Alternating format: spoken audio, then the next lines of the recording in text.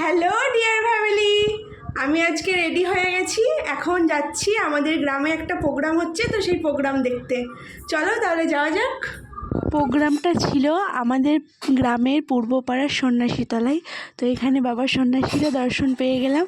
তো তারপরে প্রোগ্রামে যাচ্ছি। কালকেও অনুষ্ঠান ছিল, কালকে বাউল ছিল, কিন্তু বাউলে অতটা লোক হয়নি। কিন্তু আজকে যেহেতু ডান্সের ব্যাপার আছে, তো আজকে প্রচুর লোক হয়েছিল।